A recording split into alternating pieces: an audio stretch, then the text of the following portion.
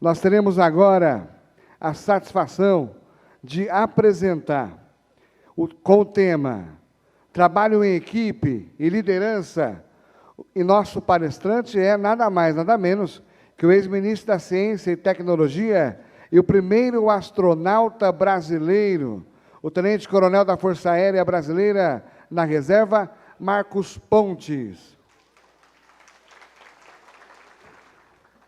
Eu não me atrevo a resumir o currículo do querido Marcos Pontes. Então, passarei nesse momento a ler na íntegra o currículo a nós enviado. Marcos Pontes, nascido em Bauru, São Paulo, em 11 de março de 1963, começou a trabalhar aos 14 anos como eletricista aprendiz na RFFSA para ajudar em casa e pagar pelos seus estudos. Entrou na Força Aérea Brasileira em 1981 como militar. Além de funções administrativas, foi instrutor, líder de esquadrilha de caça e piloto de testes. Companheiros? Possui mais de 2.000 horas de voo em 25 tipos de aeronave, incluindo F-15 Eagle, F-16 Falcon, F-18 Hornet e MiG-29 Fulcrum. Tem 25 anos de experiência em segurança operacional, na prevenção e investigação de acidentes. É engenheiro aeronáutico, formado pelo Instituto Tecnológico de Aeronáutica, ITA, e mestre em Engenharia e Sistemas pela Naval School, Califórnia, Estados Unidos. Suas funções militares encerraram em 1998, ao ser selecionado por concurso público da Agência Espacial Brasileira para representar o Brasil na NASA, na função de astronauta, que é a carreira civil. Na NASA, o engenheiro Pontes trabalhou no gerenciamento de projetos, na verificação de softwares e procedimentos da Estação Espacial Internacional, a ISS, na atualização dos painéis dos ônibus espaciais, na investigação do acidente da espaçonave Columbia, no desenvolvimento das interfaces de comando do módulo de acomodação da centrífuga e no projeto e testes de integração do módulo laboratório japonês KIBO, da ISS, em Tsukuba, Japão. Em março de 2006, Marcos Pontes realizou a primeira missão espacial tripulada da história do Brasil, a missão Centenário. Permaneceu no espaço por 10 dias e tornou-se o primeiro astronauta do Brasil. Ele também é o primeiro astronauta profissional à disposição de um país do hemisfério sul do planeta. Como astronauta profissional, especialista de missão, suas funções a bordo da Estação Espacial Internacional incluíam primordialmente a montagem, manutenção e configuração de sistemas, além da execução de experimentos científicos do Brasil e de outros países do programa. Entre mais de 7 bilhões de habitantes da Terra, menos de 600 chegaram ao espaço. Após a realização da missão Centenário, a exemplo do que foi feito com seus companheiros internacionais de missão, a Aeronáutica determinou a transferência de Pontes para a reserva militar, para dar continuidade às funções civis da carreira de astronauta, em cargos de maior influência político e administrativa. Na reserva militar, caso seja de interesse do Brasil, Marcos Pontes pode ser designado pelo governo para assumir diversas funções ou cargos na administração pública, incluindo no programa espacial ou na estrutura militar, como no Comando da Aeronáutica ou no Ministério da Defesa, Educação ou Ciência, Tecnologia e Inovação. Caso necessário, ele também pode criar e gerenciar entidades de terceiro setor ou candidatar-se a cargos públicos eletivos. Atualmente, continua à disposição do Brasil como astronauta. Além disso, é palestrante, coach de desempenho pessoal e profissional, empresário, escritor, embaixador da ONU para o Desenvolvimento Industrial, embaixador da World Skills para a Educação Profissionalizante, professor, pesquisador, diretor do Instituto Brasileiro de Segurança Operacional e presidente da Fundação Astronauta Marcos Pontes. Tem mais de 200 artigos publicados em jornais e revistas e é autor de 4 livros: Missão cumprida. A história completa da primeira missão espacial brasileira. É possível. Como transformar seus sonhos em realidade. O Menino do Espaço. A história do primeiro astronauta brasileiro e Caminhando com Gagarin. Crônicas de uma missão espacial. Todos publicados pela editora Cris do Brasil. Com vocês, Marcos Ponte.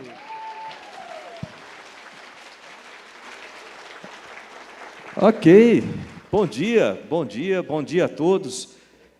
Bom, eu não tenho mais nada para falar, é só dar bom dia mesmo. Mas obrigado pela leitura do currículo. Assim, mas, gente, a vida da gente é interessante, né? Quando a gente sai de certas situações que muitas vezes parecem ser sem vantagem ou situações complexas na vida, né?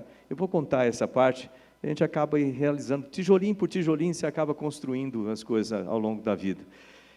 Eu vou contar essa história por aqui, né? Eu tinha previsto falar 1h30, me falaram que eu tenho 40 minutos, então eu vou passar voando em muitas coisas, peço desculpas que eu vou passar algumas dos slides assim, batido, mas é para ver se eu consigo colocar todo o conteúdo. Vou falar da minha vida um pouco, vou falar do Ministério, tanto do Ministério de Ciência, Tecnologia e Inovações, que eu saí agora no dia 31, né, como ex-ministro de Ciência, Tecnologia e Inovações, mas também como ex-ministro de Comunicações do Brasil, lembrar que também tive essa pasta durante um tempo, falar um pouco desses dois ministérios, dos planos atuais, né, o que eu tenho feito atualmente. Então, é bastante coisa para falar em 40 minutos, então apertem os cintos. Eu vou começar agradecer, né, ao governador, cadê ele? Ok.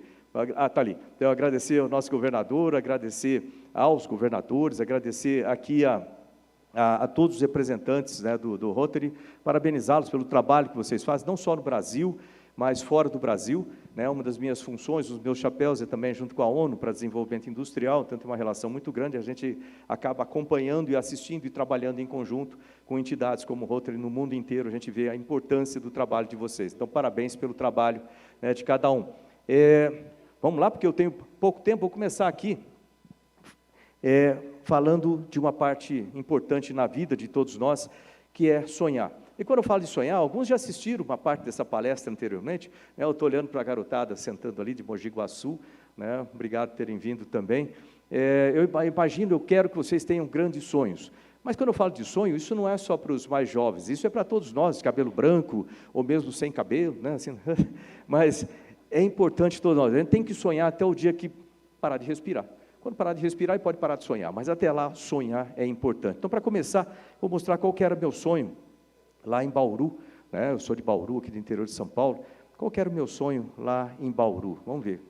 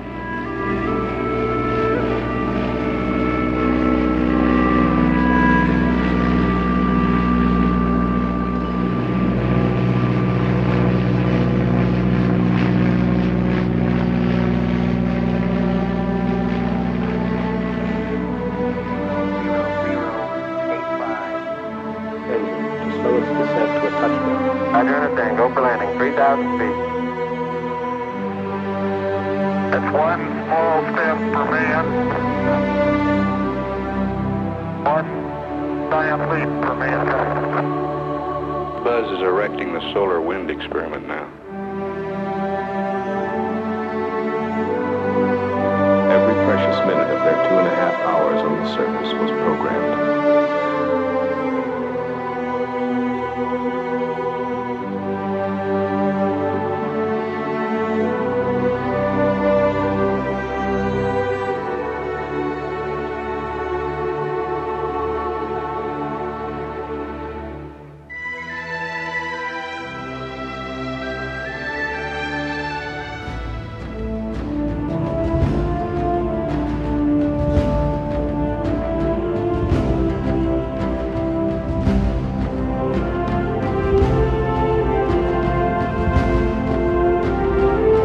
Brazilian astronaut Marcus Pontes then out of view, and this in-cabin view seated in the right seat of the Soyuz. 8, 7, 6, 5, 4, 3, 2, 1. Liftoff.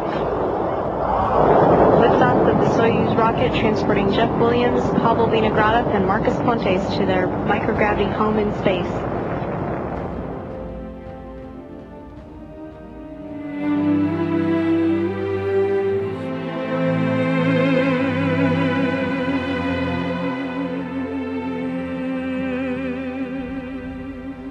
Você vê que o sonho, se você realmente acreditar nele, pode te levar para onde você quiser, até fora do planeta, se esse for o seu objetivo, né? Então, para vocês aí atrás, lembrem do que eu conversei com vocês na sala lá. Bom, eu sou lá de Bauru, aquilo ali sou eu, né? Muito tempo atrás, a gente muda bastante com o tempo, né? O cabelo fica branco, se aumenta em várias dimensões aqui assim, mas aqui continua a mesma coisa. O coração continua a mesma coisa, é a vontade de realizar as coisas, mas, como eu falei no começo aqui, eu não tinha as melhores condições. A gente nunca tem as melhores condições para começar as coisas. Se a gente ficar esperando ter as melhores condições, a gente nunca vai começar alguma coisa. E esses aqui são meus pais, seu Virgílio e dona Zuleika. Meu pai, o seu Virgílio, ele era servente de serviços gerais do Instituto Brasileiro do Café, que tinha lá em Bauru na época, aquele cara que limpa o chão, faz café, corta grama, o pessoal chama de faxineiro também.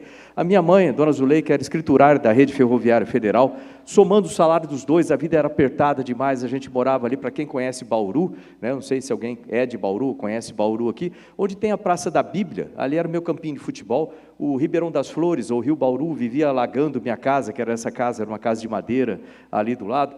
E eu era um dos garotos que corriam descalços por lá, sonhando em ser piloto, mas sem a mínima condição de pagar hora de voo. Então eu ia para o aeroclube, para ficar perto do meu sonho, ficava lá na cerca do aeroclube, vendo os aviões, conversando com os pilotos, e onde eu ficava lá na cerca, diga-se de passagem, tem lá, hoje em dia, uma estátua minha, que está lá escrito assim, do sonho ao espaço, né?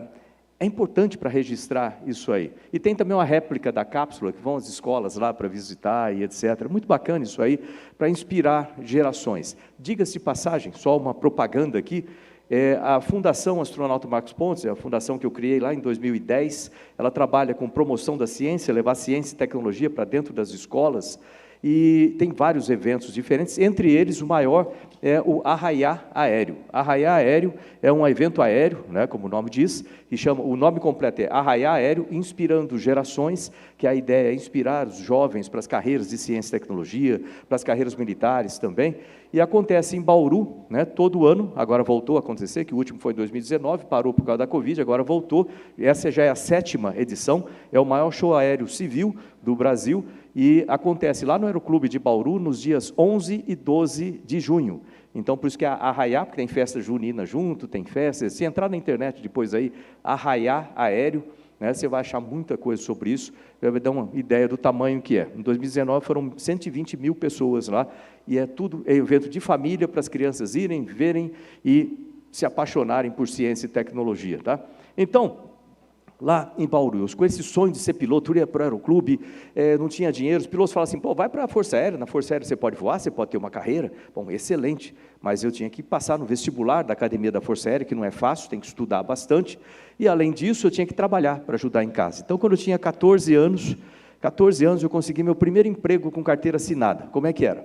Eu estudava no Senai de manhã, à tarde eu trabalhava na rede ferroviária como eletricista aprendiz, ganhava meio salário mínimo, com o meio salário mínimo eu pagava o curso noturno do Liceu Noroeste, que estava começando na época, colégio técnico profissionalizante em eletrônica, que era o que eu queria fazer. Foi assim que eu fiz o ensino médio, ou seja, não tinha nem tempo e nem dinheiro para fazer cursinho.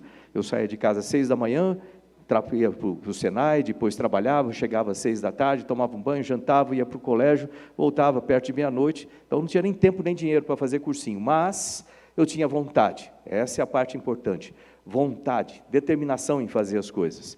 E aí você nota logo quando a pessoa não vai ter um bom resultado, quando ela chega para você e fala, o que você quer fazer? Ah, eu quero ser piloto, tal, mas aí a pessoa vem com um monte de desculpas, por que pode falhar naquilo?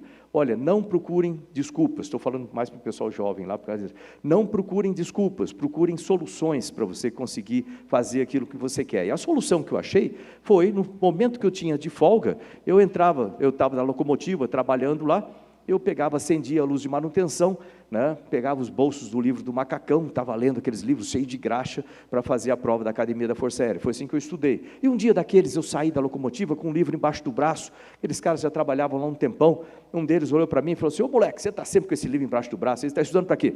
Eu estou estudando para fazer a prova da academia, você piloto. Você ser piloto. Cai na real, rapaz, isso é coisa para filho de rico, você nunca vai conseguir, você vai ficar frustrado. Não é assim? Para os mais velhos, assim, quando a gente fala do sonho da gente, aquelas coisas, não tem um monte de gente que fala que você não vai conseguir, que é impossível e coisas assim. Para os mais jovens, a gente tem que tirar essas ideias ruins da cabeça, você não pode deixar se influenciar por ideia ruim, porque primeiro você realiza aqui, depois você realiza lá fora. Você precisa acreditar no seu sonho, antes de qualquer outra pessoa.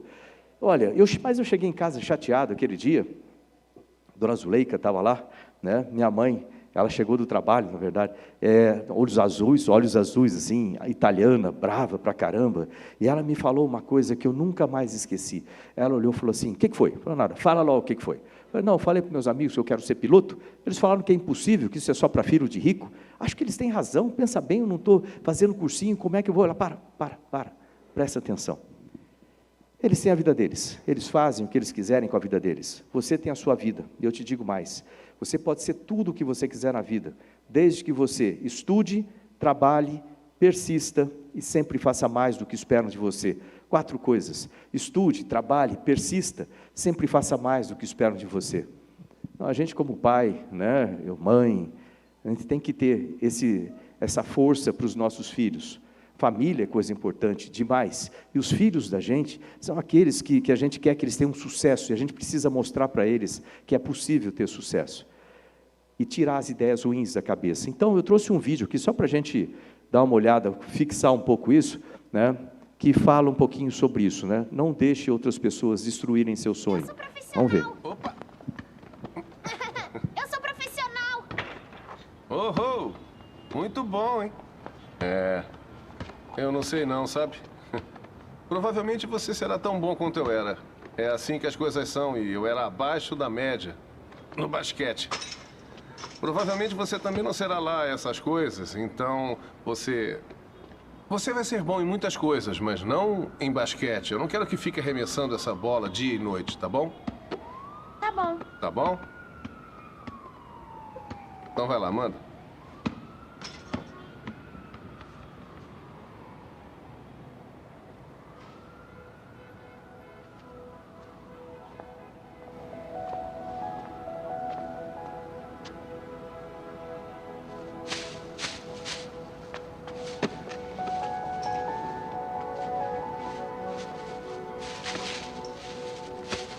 Ei. Nunca deixe ninguém te dizer que não pode fazer uma coisa. Nem mesmo eu. Tá bem? Tá bem. Se você tem um sonho, tem que correr atrás dele. As pessoas não conseguem vencer e dizem que você também não vai vencer.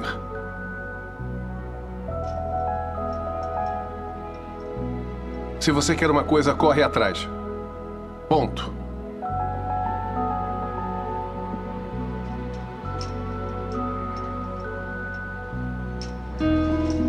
Vamos. As pessoas não conseguem vencer e dizem que você também não vai vencer. Se você quer alguma coisa, corre atrás. Ponto. Não deixe ninguém destruir o seu sonho. Essa é uma coisa muito importante. Eu acreditei na Dona Zuleika, na minha mãe, fiz a prova da Academia da Força Aérea, passei em 2º lugar no país, fui lá para Pirassununga para fazer curso de gestão pública, que a academia tem o curso de gestão pública, também de ciências aeronáuticas e piloto. Me formei como piloto lá na academia, depois de 4 anos, fui para Natal, no Rio Grande do Norte, para ser piloto de caça, ala da aviação de caça, de lá para Santa Maria, no Rio Grande do Sul, 3º do 10º grupo de aviação, já como piloto operacional. Lá eu me tornei instrutor da aviação de caça, líder de esquadrilha, podia liderar 4 aviões, instrutor de liderança. A vida ficou acomodada, vamos dizer assim, eu já tinha realizado meu sonho, afinal de contas, eu era piloto de caça, eu casei, meu filho Fábio nasceu, e a vida ficou acomodada. Só que a gente tem que tomar um cuidado grande aí para vocês também. Naquele momento que você começa a achar que está tudo tranquilo, você já realizou o seu sonho, é momento de você se mexer. Você tem um tempinho para descansar um pouco. A vida tem partes de transição e estabilidade. Transição e estabilidade. Não fica muito tempo na estabilidade, não. Vai buscar fazer coisas novas, e pensando nisso, eu resolvi fazer curso de engenharia. Aí eu falei com o comandante, que era o coronel Paulo César, falei, coronel, quero fazer um curso. Curso de quê? Engenharia. Aonde, rapaz? Quero fazer lá no ITA, Instituto Tecnológico de Aeronáutica. Ele falou, pô, você não vai conseguir fazer, você é casado, você tem filho, lá só tem gênio, você não vai conseguir acompanhar. Eu não sei, eu devo ter cara de burro, coisa assim. Mas, aí ele falou assim, não, vai lá, tenta, faz o vestibular, se você passar, você entra. Fui lá, fiz o vestibular do ITA, que é um vestibular difícil, mas dá para passar, logicamente, você tem que estudar, você consegue passar. Entrei para fazer curso de engenharia aeronáutica lá no ITA. O que acontece? Eu estava vendo uma coisa interessante. Lá onde fica o ITA, no CTA, tinha a divisão de ensaio em voo. Você fez os testes dos aviões da Força Aérea. Lá tinha o piloto de testes e o engenheiro de testes. Não tinha nenhum que era piloto e engenheiro no mesmo corpo. Eu falei, tá aí um negócio interessante. Se eu pegar a minha parte de piloto, somar com a parte de engenharia, eu posso ser o primeiro piloto de testes no Brasil, com o curso de piloto de testes no Brasil, que é engenheiro também. Ou seja, com isso eu vou criar oportunidades. Eu vou repetir essa parte para vocês.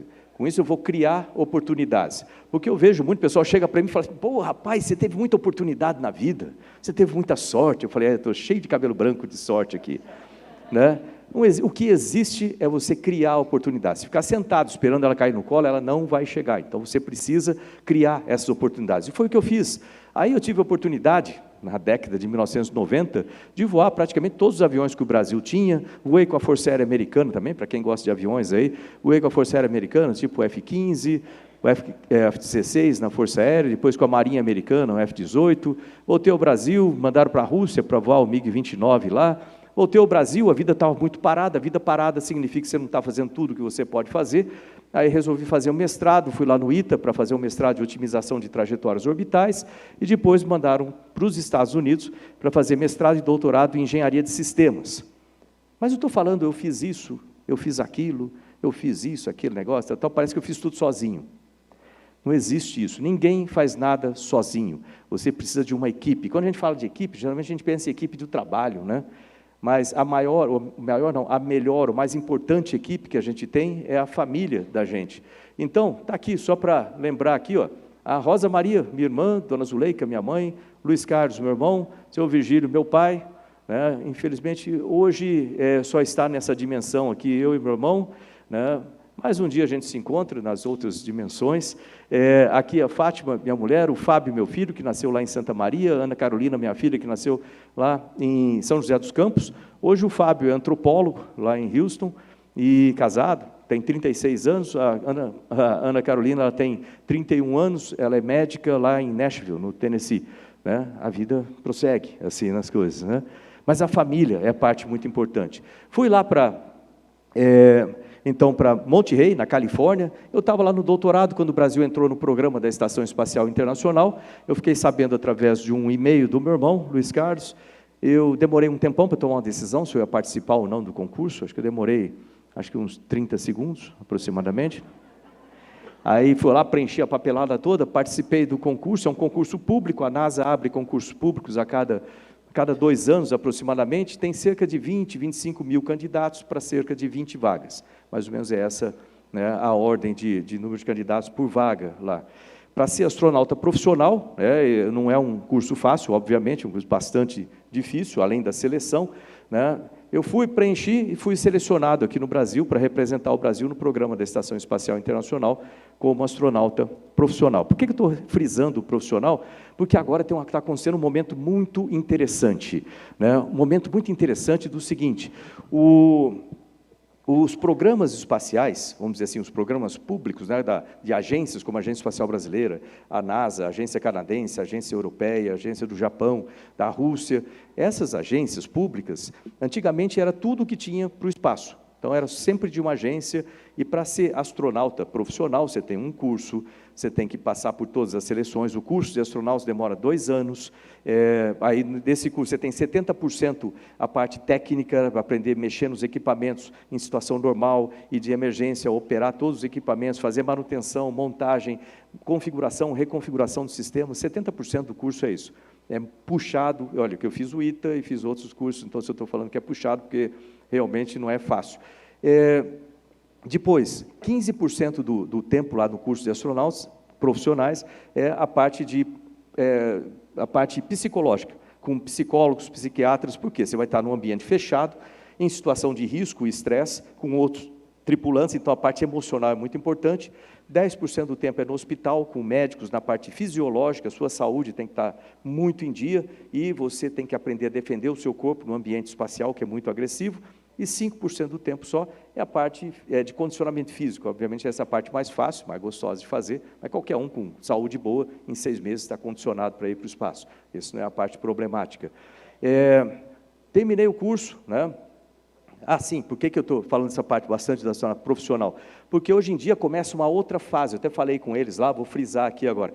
Agora, para aqueles que querem ir ao espaço, tem várias alternativas, não precisa ser só astronauta profissional, que é o meu caso, que tem toda a dificuldade para chegar, são 2 anos de curso, depois mais uns 5 anos de especialização, então a gente está falando de 7 anos aí da sua vida dedicada, né, a conhecer. E agora tem uma outra categoria, chama de turista espacial ou de passageiros.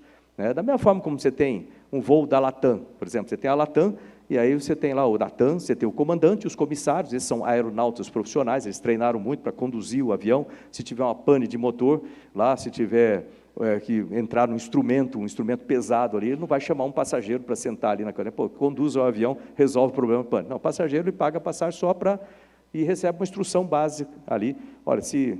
Em caso de despressurização, máscaras vão cair na sua frente, você coloca a máscara primeiro em você, depois nas crianças, assim por diante. Só tem que saber a coisa básica para sobreviver em caso de emergência.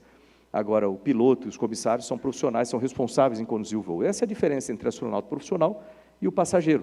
Então, agora a gente vai ter, por causa das empresas privadas entrando no mercado, a gente vai ter muita oportunidade para muita gente voar. Já vamos ter o primeiro turista espacial brasileiro, que foi sorteado numa promoção de uma empresa, então vai fazer lá um passeio, são 7 minutos, por enquanto ainda é voo suborbital, decola, fica 7 minutos no espaço, retorna, ainda é pequeno, vamos dizer assim, mas isso aí tende a evoluir. Já tem uma estação espacial privada, Bigelow, no espaço, daqui a pouco a gente vai ter gente indo casar e ficar fazer lua de mel no espaço, então, vai ser interessante algumas coisas, mas vai lembrar que tem 0G lá, tudo flutua, Então, mas vai ter essas coisas, vai ter bastante coisa interessante agora com isso. E as agências, os astronautas profissionais vão trabalhar na condução desses voos para proteger a vida dos passageiros e também para voos de longa duração e longa distância, Deep Space. Então, o Brasil hoje é parte do Artemis. A Artemis é um programa que eu fiz questão de colocar o Brasil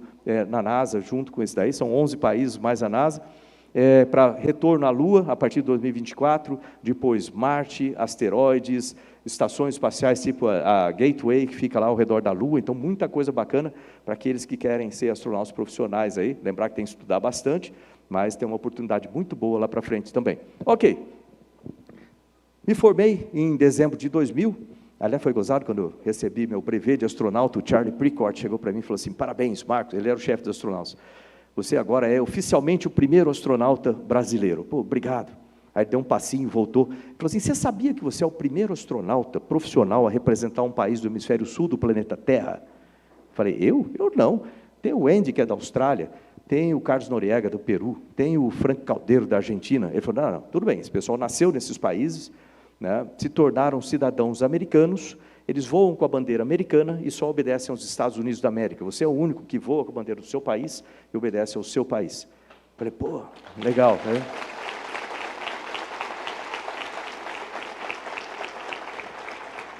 Adivinha o que eu perguntei para ele na sequência?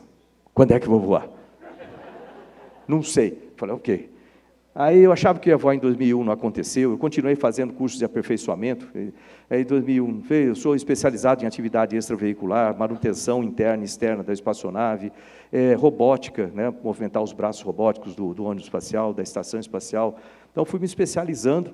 E aí, finalmente, em 2005, recebi uma ligação dizendo que eu estava escalado. Falei, como é que eu vou voar? Não tem espaçonave. Lembrando que teve o acidente da Colômbia, que ficou tudo parado. Morreram 7 amigos meus lá, ficou tudo parado.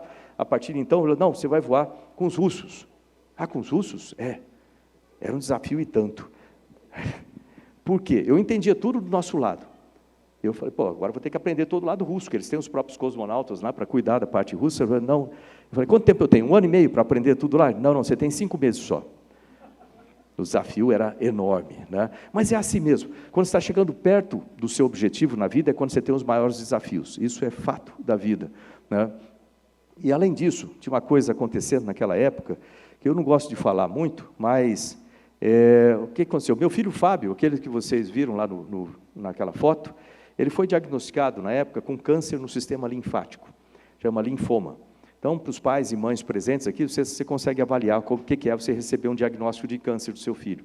A impressão que dá é que o mundo para ali, a impressão que dá é que nada faz sentido, você não quer levantar de manhã, é gozado, assim, você não quer levantar, você quer acordar e achar que aquilo era um sonho, que você estava sonhando, que nada daquilo está acontecendo, mas o fato que está acontecendo, você vai ter que encarar a realidade, vai ter que trabalhar para aquilo. E a melhor definição de sucesso que eu conheço é de um cara chamado Brian Tracy, que diz assim: sucesso é aquilo que você obtém depois que você levanta pela última vez. Porque para chegar lá, eu espero que vocês tenham grandes sonhos. Eu não sei o que sonho que é, mas uma coisa eu posso garantir: se ele for grande o suficiente, você vai cair muitas vezes até chegar lá. Você vai ter que ter persistência para levantar, né? Aliás, para quem todo mundo tem problema, essa é uma coisa. Na vida da gente, problema faz parte, e a gente vai aprendendo com eles.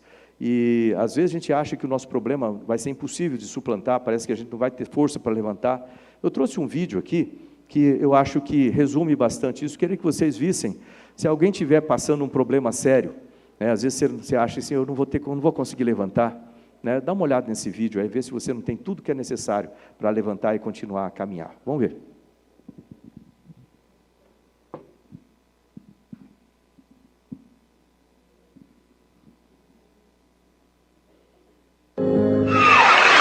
Thank you very much. Nice to see you. My name is Nick Vujicic, and it's a pleasure to be with you. So I have no limbs, but I have a little chicken drumstick. And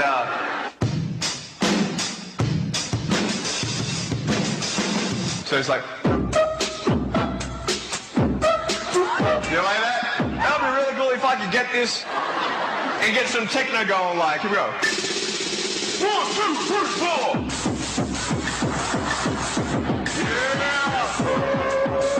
There you go. You like that? Is that cool? Beautiful. But honestly, along the way, you might fall down like this. Ready? Good? Hello! So what do you do when you fall down? Get back up. Everybody knows to get back up, because if I start walking, I'm not going to get anywhere. But I tell you, there are some times in life where you fall down and you feel like you don't have the strength to get back up. Do you think you have hope? Because I tell you, I'm down here, face down, and I have no arms, no legs.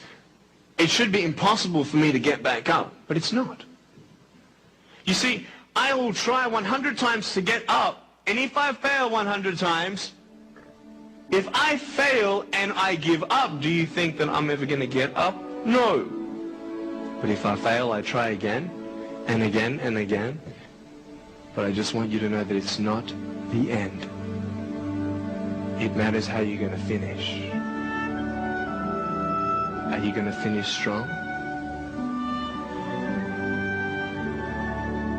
And you will find that strength to get back up like this.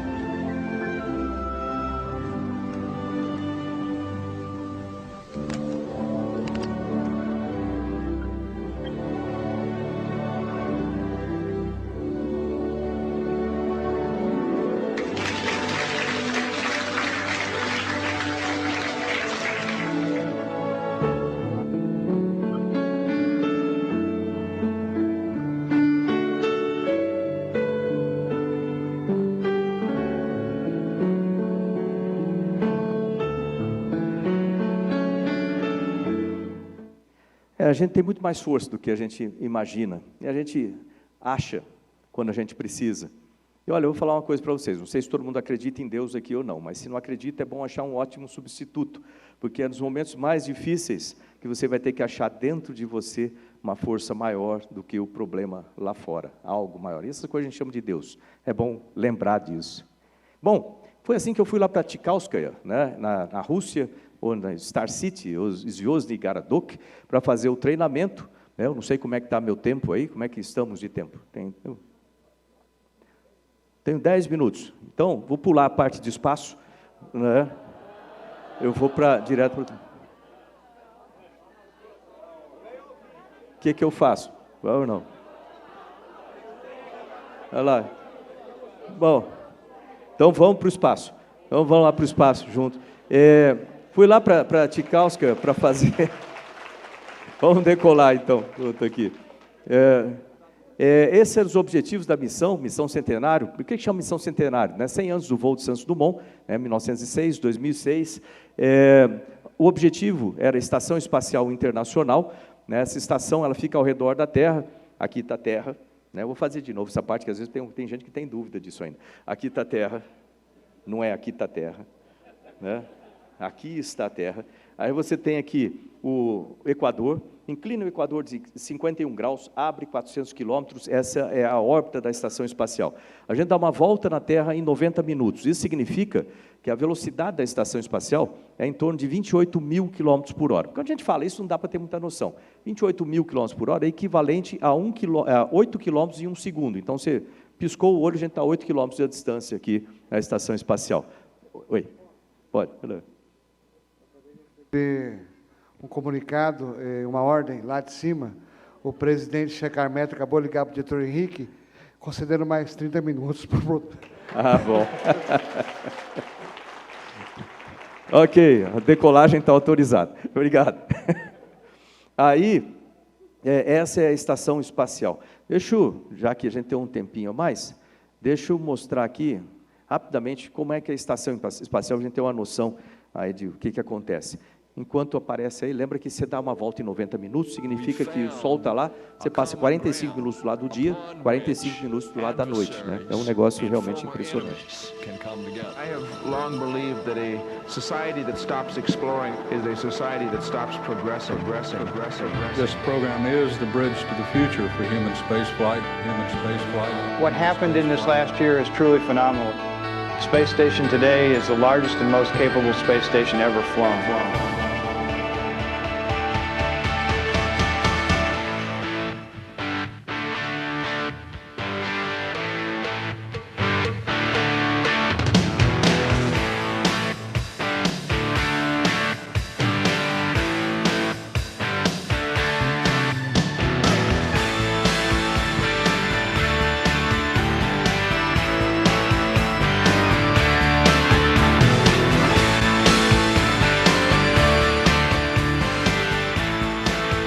Liftoff of the Soyuz rocket, beginning the first expedition to the International Space Station and setting the stage for permanent human presence in space. Human presence in space. Human presence in space. Presence in space. In space. In space.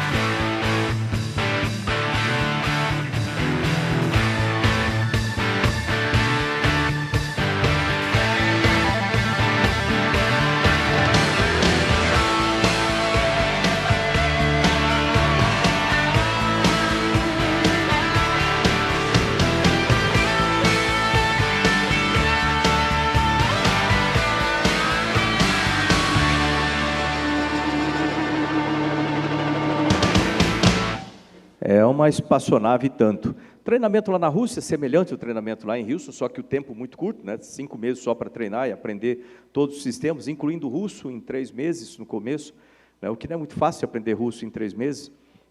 Очень трудно говорить на русском языке. Очень трудно. Это можно, надо учить много, mas это можно. É difícil falar em russo? Mas é possível, você tem que estudar bastante, mas é possível. Né? Então, tudo a gente consegue se a gente estudar. Né? Tudo a gente consegue se a gente estudar. Bom, depois do treinamento, vamos lá, essa é a minha tripulação, Pavel Vinogradov, comandante russo, Jeff Williams e eu, engenheiros de voo. Né? E, finalmente, no dia 29 de março de 2006, Estava lá no Cazaquistão, né, no centro de lançamento de Baikonur, ali já a saída do hotel que a gente fica, é um hotel, hospital, aqui já no ônibus, teste da roupa, última entrevista, aqui já na escada para lançamento. Essa mulher era Valentina Tereshkova, foi a primeira mulher do planeta Terra a orbitar, né, a Terra, ia sair para o espaço, e ela estava lá conosco. Ela foi membro do parlamento lá da Rússia durante muito tempo também, foi uma honra muito grande ela estar com a gente lá. E no momento crítico, no dia 29 de março, eu estava sentado lá no topo de um foguete Soyuz, né, aqui, ó, é onde fica a espaçonave, daqui para baixo são 200 toneladas de combustível. Você está sentado numa bomba de tamanho bem grande, esperando para decolar. E as pessoas falam assim, né, pô, você tem medo na hora ali? Lógico, você não é doido, você sabe o risco que você corre, você tem que ter medo. Medo é a emoção natural do ser humano, né? Então você tem que ter essa sensação. Se você não tiver, tem duas coisas que podem acontecer: ou você não sabe onde está, ou você é doido. Nenhuma das situações são boas para você ser cosmonauta lá. E aí, cada vez que eu tinha medo, eu passava a mão na bandeira do Brasil, tinha uma bandeira do Brasil aqui no braço, tinha uma bandeira do Brasil embaixo ali do painel, falava assim, eu não estou indo sozinho, está todo mundo indo comigo. Sabe por quê? Essa bandeira do Brasil, nossa, não é só um pano bonito com cores diferentes, um desenho diferente das outras. Essa bandeira representa toda a nossa tradição, toda a nossa cultura, toda a nossa história como brasileiros, representa o sacrifício de um monte de gente para a gente ter o país que a gente tem hoje. E quando a gente fala nisso, a gente fala assim, mas tem muita coisa errada. Sim, todos os países têm, mas esse é o nosso. Esse é o nosso. E adivinha de quem que é a responsabilidade de corrigir as coisas que estão erradas no país? É nossa, é de cada um de nós. A gente pensa, a gente sempre quer colocar a carga toda no governo, é normal do ser humano querer passar a responsabilidade para os outros, né? Isso aqui é culpa dele, isso aqui é culpa do outro. Não, nós somos responsáveis pelo nosso país, nós, e por causa daquilo, por causa dos nossos jovens, né? Agora falando com os mais velhos aqui, é nossa responsabilidade, né? Fazer um país melhor para todos eles, de cada um de nós, né? De cada um de nós. E a gente quer muita coisa nesse nosso país. A gente quer um país que ter, por exemplo, para uma criança como eles, que, por exemplo, algum deles pode ter a mesma situação que eu tinha lá atrás, com um pai faxineiro, assim por diante, mas eu consegui fazer através da educação, eu consegui transformar a minha vida pela educação. E essas coisas que a gente quer para os nossos filhos, para os nossos netos. A gente quer um país, né, em que a educação seja de qualidade, seja valorizada, que as crianças podem ir para a escola e aprender coisas úteis para elas, né, e não vai aprender coisas que não são apropriadas para a idade delas, como a gente vê muitas vezes acontecer. Eles têm que ir para a escola, que a gente tem segurança que vai mandar os nossos filhos e netos para a escola, com a segurança de que eles vão aprender coisas boas e úteis para a vida deles. É esse tipo de país que a gente quer. É um país que tenha valores, que tragam esses valores no dia a dia das coisas que a gente faz, valores, como eu falei aqui, de família, de país e etc. É um país em que eles possam ter sucesso, né, na vida e adquirir coisas, terem propriedade, sei lá o quê, pelo esforço deles, né, pela performance, o esforço deles, e que eles não tenham medo de ser um país que não respeita a propriedade, por exemplo, né, a propriedade privada. Eles precisam ter essa garantia. Tem que ser um país em que eles possam criar os seus filhos, né, que seriam os nossos netos e assim por diante, com segurança, né, sem medo de algum governo que vá valorizar a criminalidade, por exemplo, incentivar o crime, qualquer coisa assim, né? É esse tipo de país que a gente quer para ele, que é um país que seja livre, que tenha liberdade, né? Liberdade para quê? Liberdade para você ter a sua opinião, né? Liberdade de expressão, você poder falar a sua opinião, sem medo de ser preso ou condenado por causa disso. É um país em que eles podem ter qualquer religião, a religião que eles quiserem, e que isso não seja discriminado, que eles não tenham discriminação por causa dessas coisas. É um país em que eles têm orgulho, no final das contas, que eles têm orgulho da bandeira, têm orgulho, da mesma forma que eu tenho muito orgulho disso aqui, que eles têm orgulho de carregar essa bandeira e falar, pô, esse é o meu país, eu vou trabalhar para o meu país.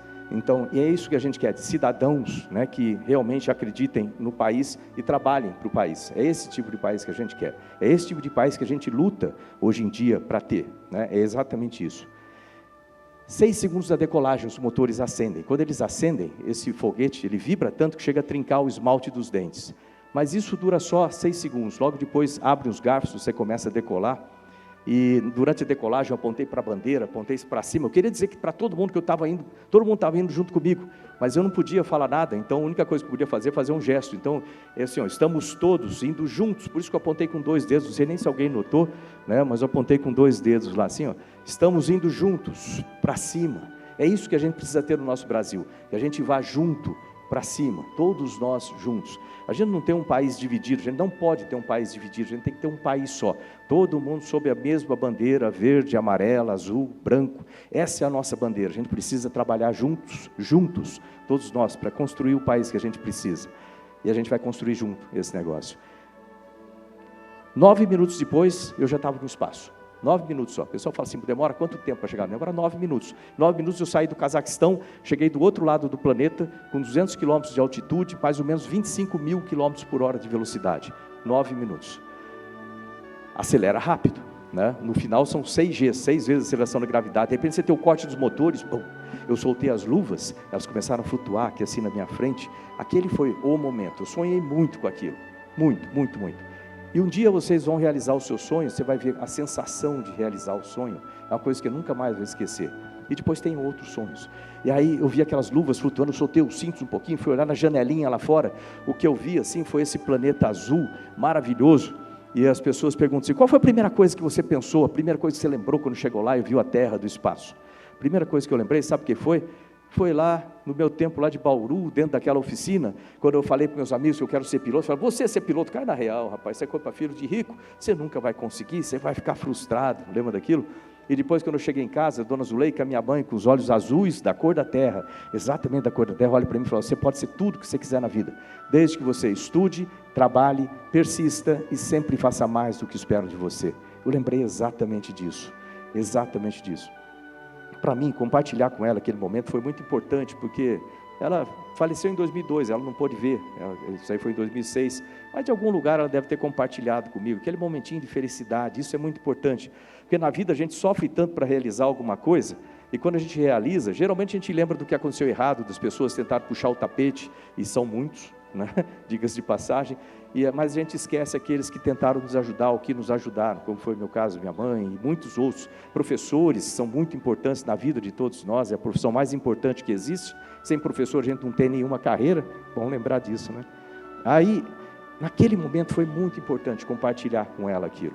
E a vida seguiu lá no espaço, né? Foram 10 dias lá no espaço, realizando experimentos, trabalhando com vários tipos de coisas lá para manutenção, muitas visões interessantes do espaço. Aliás, isso aí é o seguinte, como você dá uma volta na Terra em 90 minutos, são 45 minutos no dia, 45 minutos na noite, você então tem um pôr do sol, nascer do sol a cada 90 minutos, é uma coisa interessante, então, você vê muito isso aí.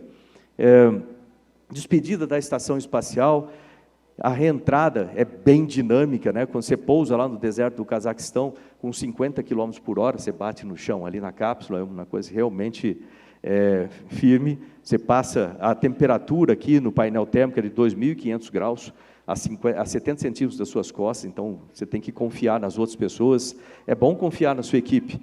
Eu já estive em situações que a minha vida dependia da equipe. É bom você confiar na sua equipe. Escolha bem as pessoas que vão estar contigo, né? E aqui, depois do pouso, tive um orgulho enorme de carregar essa bandeira do Brasil ali naquele pouso, né? Naquele momento lá. Até hoje eu guardo com muito carinho a bandeira do Brasil lá comigo. E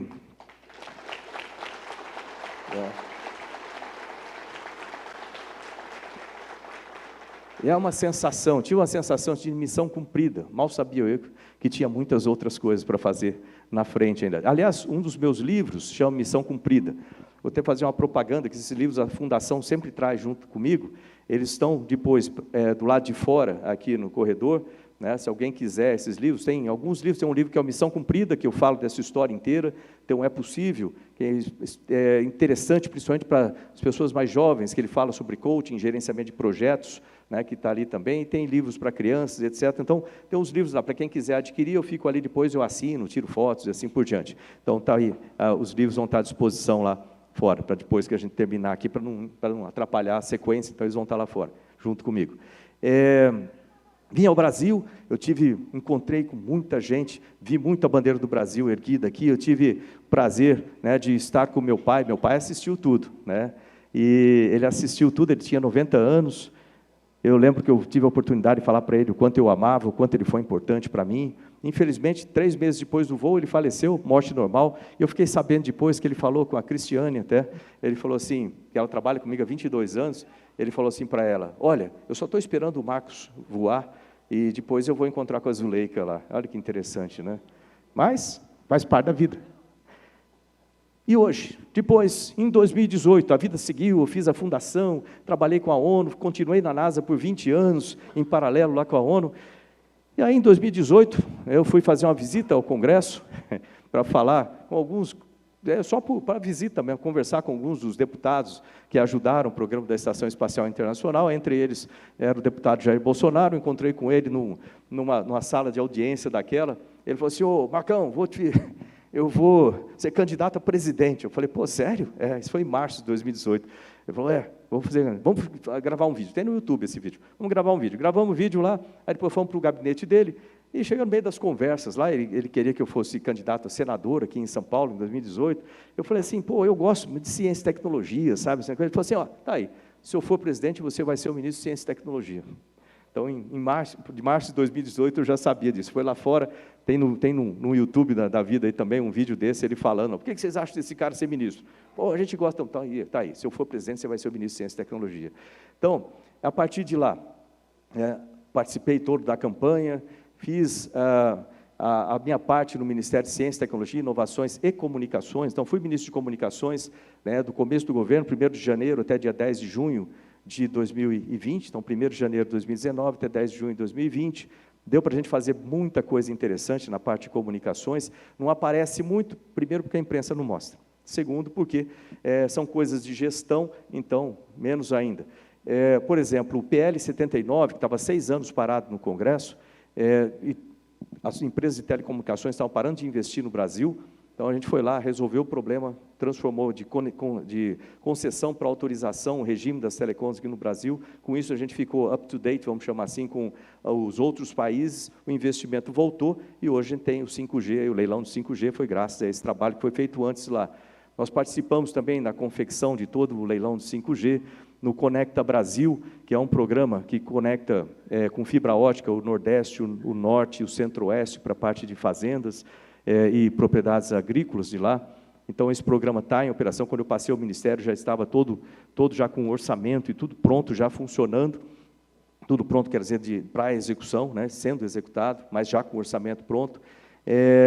Um satélite que a gente tinha no espaço desde 2017, olha só, o satélite geoestacionário de defesa e comunicações, ele estava conectando 12 pontos só, 12 antenas no solo. E esse satélite tinha capacidade de conectar 50 mil pontos.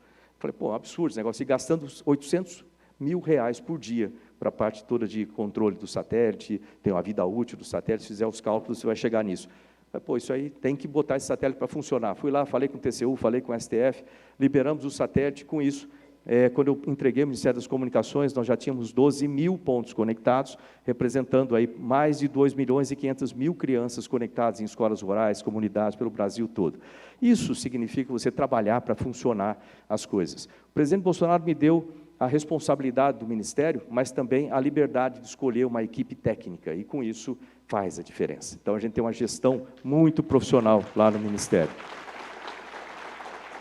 Com isso, no Ministério de Ciência, Tecnologia e Inovações, eu vou falar só de algumas coisas aqui para vocês terem ideia, depois, porque a imprensa não mostra, as pessoas não sabem o que acontece lá. Entra no site gov.br/MCTI, Ministério de Ciência, Tecnologia e Inovações, para ver a quantidade de coisas que foram feitas e estão sendo feitas. Tem problema de orçamento? Tínhamos, faz parte da gestão. Orçamento pessoal, regulação, infraestrutura, né, organização, gestão, faz parte, né, tudo isso faz parte da gestão. E conseguimos equacionar, hoje o Ministério não tem problemas mais de orçamento, o nosso orçamento foi triplicado, na verdade, hoje a gente tem 3 fontes de orçamento, a fonte normal, vamos dizer assim, a fonte que todos os ministérios usam e disputam, que é a parte da União, essa parte aumentou um pouquinho, mas está lá, tem uma, ainda não é grande, mas já está lá, melhorou um pouquinho. Agora, nós criamos mais 2 fontes, uma é que nós mudamos o paradigma de orçamento para a ciência e tecnologia do Brasil, e hoje todos os projetos de ciência e tecnologia no Brasil podem receber orçamento de fora, do setor privado, de fundos nacionais, internacionais, a exemplo do que acontece na Coreia do Sul, que nós trabalhamos hoje junto com a Coreia do Sul, né, dentro do Sistema Nacional de Ciência e Tecnologia que está sendo desenvolvido, com consultores deles junto conosco e nossos junto com eles.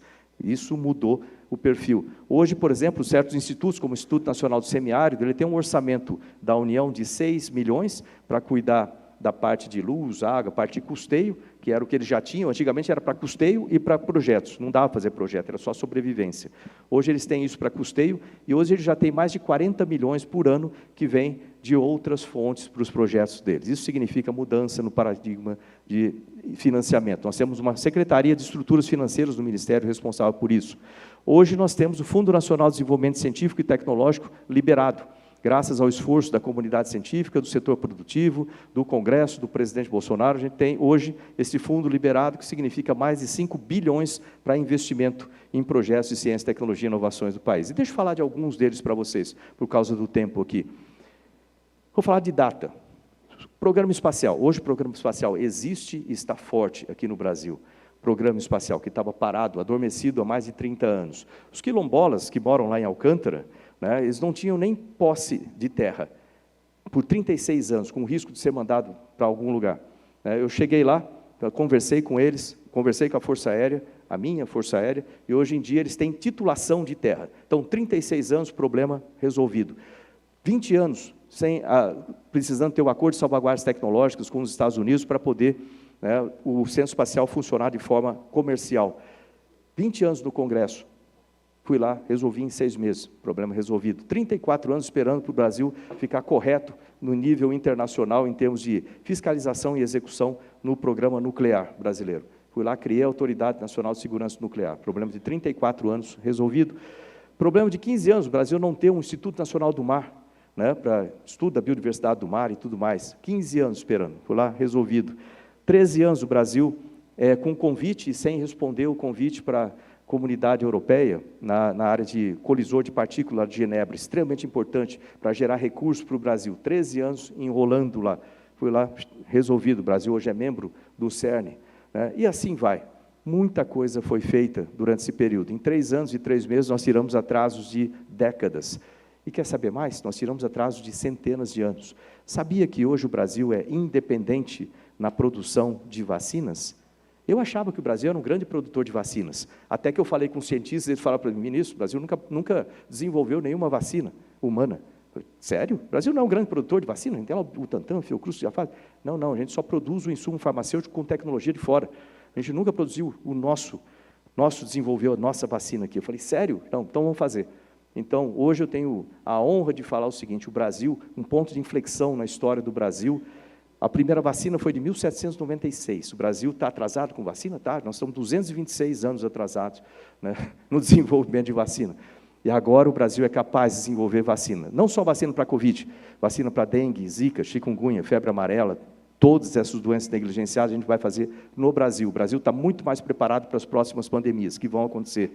Hoje nós temos mais 18 laboratórios de nível de biossegurança 3 e já estamos construindo um laboratório de biossegurança 4 para vírus tipo ebola, etc., e colado no acelerador de partículas, que vai ser a única instalação do planeta capaz de fazer isso. Hoje os cientistas internacionais querem vir trabalhar no Brasil. Por que será? Né? Mudou isso aí. Mudou.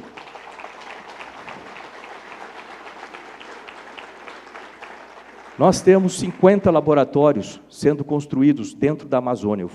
Eu fui inaugurar alguns para pesquisa de biodiversidade e para transformar o conhecimento da nossa biodiversidade em novos remédios no Brasil. Nós temos o Centro de Tecnologia de Medicamentos em construção, se quiser ver, não é tão longe daqui, está lá em Botucatu, né, no centro ali, perto onde tem o Serpentário, lá em Botucatu, na Unesp, está sendo construído o Centro Nacional de Tecnologia de Medicamento. O Brasil vai ser menos dependente de medicamento. O Brasil está sendo menos dependente agora em fertilizantes por causa de ciência e tecnologia, fazendo isso no Brasil, e muitas outras coisas. Eu vou parar por aqui, porque o meu tempo já está encerrado aqui. Eu deixei só o final aqui para falar de outra coisa aqui para vocês, que é o seguinte. Com tudo isso, o pessoal pergunta assim, por que você saiu do Ministério no dia 31? Tanta coisa boa acontecendo agora, que está tudo organizado por lá. É porque muitas das coisas que eu estou falando ainda tem muito gargalo no lado do legislativo para a gente resolver lá. Então, muitos programas, eles ainda dependem muito de novas leis, de regulação e etc. Então, para que isso funcione, em ciência, tecnologia, educação, eu vou ter que, como meu pai falava, ele falava do interior, falava assim, solta o rojão e corre atrás da vara. Agora eu estou indo lá correr atrás da vara, indo, né, para o legislativo. Eu sou pré-candidato a deputado federal aqui pelo estado de São Paulo, né, e a ideia é justamente essa, ajudar a resolver esses gargalos, ou resolver esses gargalos no Congresso, para que a gente tenha uma ciência, tecnologia e inovação forte. E lembra que ciência, tecnologia, inovação e educação, elas são transversais, tá, em tudo. Você quer melhorar a segurança pública? Melhora a ciência, tecnologia e inovação, que você melhora a segurança pública. Quer melhorar a saúde? Melhora a ciência, tecnologia e inovação, que você melhora a saúde. Você quer melhorar a infraestrutura? Melhore ciência, tecnologia e inovação, que você melhora a infraestrutura. Você quer melhorar a agricultura? Melhore ciência, tecnologia e inovação, você melhora a agricultura. O Brasil precisa ficar exatamente como os países desenvolvidos. Todos eles têm uma coisa em comum. Todos eles têm ciência, tecnologia e inovação forte. E todos eles têm melhor ambiente de negócio, todos eles têm startups. A gente multiplicou o número de startups no Brasil de 2018 para cá. Até 2018 a gente tinha dois unicórnios no Brasil, hoje a gente tem 16. Né? Então, nós investimos pesadamente nessas coisas. E agora eu preciso resolver os gargalos lá no Congresso. Então, por isso que eu sou pré-candidato a deputado federal aqui em São Paulo. Nós temos alguns setores importantes também, que eu não sei se alguém faz parte, que é parte de aviação, a parte de provedores. Ontem eu estava com provedores do Brasil inteiro, muitas coisas serem resolvidas com isso, a parte militar e assim por diante. Então, gente, essa é a mensagem que eu tenho, né, para vocês. Eu espero que vocês gostem, para quem gosta dessa ideia de eu ser aqui pré-candidato a deputado federal, espalhe a ideia, divulgue a ideia, por enquanto sou pré-candidato, e eu espero que a gente tenha aqui no futuro... Eu espero que a gente tenha um futuro brilhante para os nossos filhos, para os nossos netos, né, para que eles tenham um país que tenha valores, que promova valores. É para isso que eu estou aqui, por isso que eu faço parte dessa equipe do governo, né, que a gente promova os valores e traga uma vida melhor para eles lá para frente. Mas não é só discurso, a gente tem que fazer. A gente tem aqui no estado também o Tarcísio, como pré-candidato ao governo de São Paulo. São dois ministros com uma formação semelhante. Eu sou do ITA, Tarcísio do IME. Nós estamos acostumados a resolver problemas. Então, a gente vê o problema, desenha e resolve o problema. É isso que a gente faz. Só para encerrar, vou mostrar um vídeo aqui, só para refletir isso aí. Ó. Se foi possível para esse garoto aqui chegar lá no espaço, é possível vocês realizarem qualquer sonho que vocês tiverem na vida. E acreditem, né? Vocês têm tudo que é necessário. Nesse vídeo vai começar a mostrar aqui, vai aparecer uma pessoa que a gente, os mais velhos, vão lembrar bastante dessa pessoa. Os mais novos vão conhecer, mas eu espero que o que é falado nesse vídeo aqui, vocês realizam e carreguem essa bandeira do Brasil com orgulho também, seja em qualquer coisa que vocês fizerem. Vamos ver.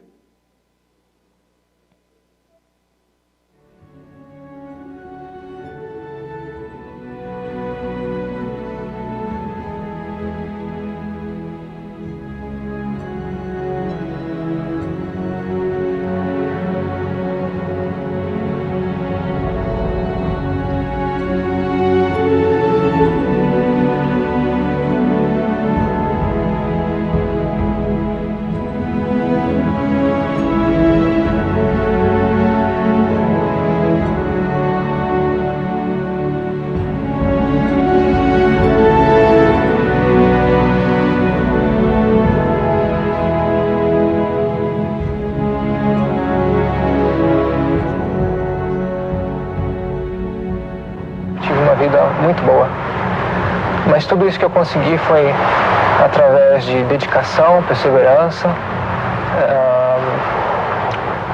e muito desejo de atingir os meus objetivos, muito desejo de vitória na vida, não vitória como piloto. E a vocês todos que assistiram e estão assistindo agora, eu digo que seja quem você for, seja qualquer posição que você tenha na vida, nível altíssimo ou mais baixo social, tenha sempre como meta muita força, muita determinação e sempre faça tudo com muito amor e com muita fé em Deus. que um dia você chega lá. De alguma maneira você chega lá.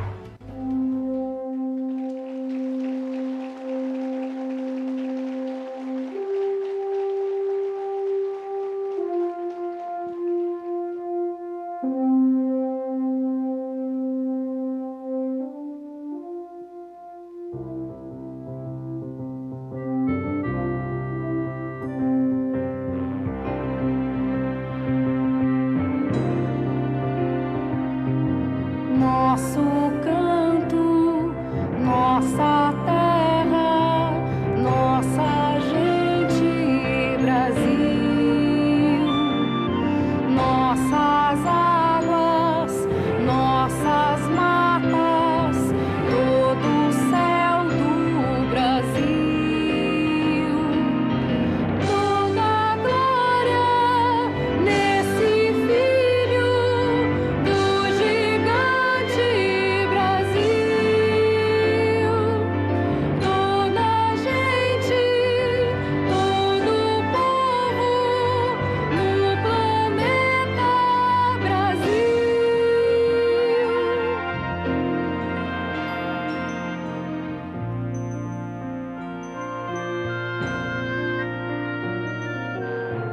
Quero amor de uma criança, quero um mundo de esperança, quero a glória da chegada, a vitória do meu povo, dessa gente que trabalha e acredita neste meu país.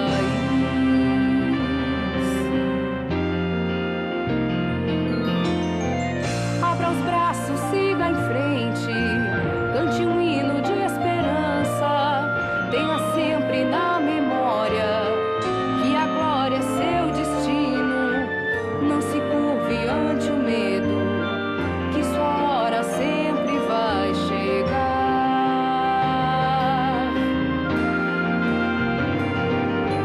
Acredite no seu sonho, que sua força virá. Nunca perca o seu rumo, que o céu se abrirá.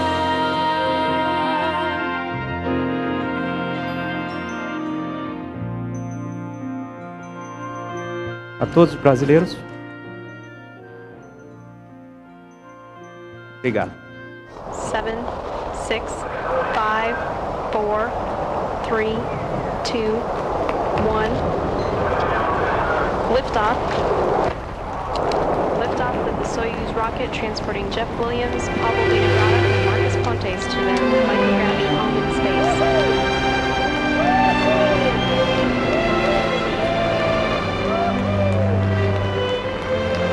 Obrigado, gente. Obrigado a todos. Né? Lembre o seguinte, acredite nos seus sonhos, acredite na educação, acredite no Brasil e a gente vai vencer. Obrigado.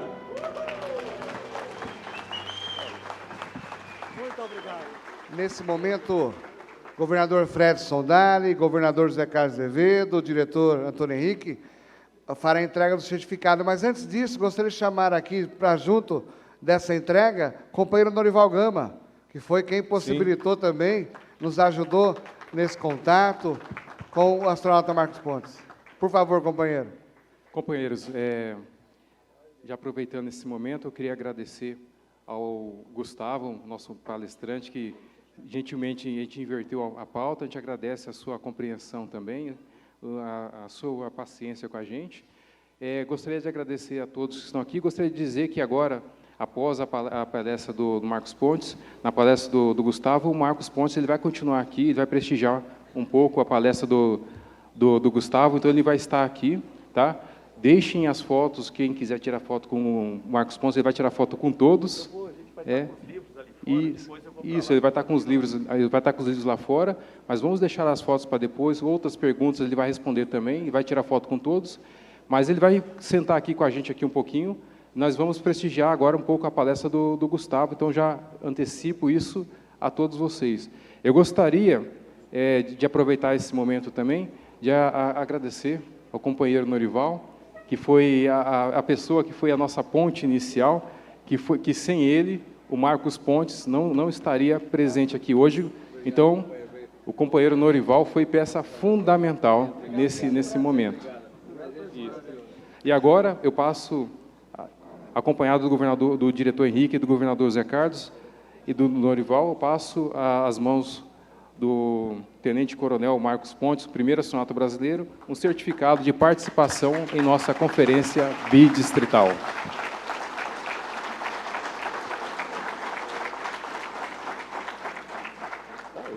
Só um pouquinho aqui, ó. Gente, novamente, obrigado, muito obrigado, parabéns pelo trabalho que vocês fazem. Norival, obrigado aí por intermediar isso, por dar essa oportunidade, né? E cada vez que eu conto essa história, um pouquinho de mim vai mudando também, porque isso aí faz parte da minha vida, eu espero que faça parte da vida de muitos dos nossos jovens também. É possível realizar. E, falar nisso, eu vou ficar aqui nessa palestra, e depois, os livros estão ali fora, depois com calma dá para ir lá e, para quem quiser, né, tem os livros aí, pode adquirir lá da Fundação, eu assino, eu vou tirar as fotos lá fora, perto dos livros, tá bom? Para não atrapalhar aqui a palestra, mas eu vou ficar aqui um pouco. Obrigado, gente.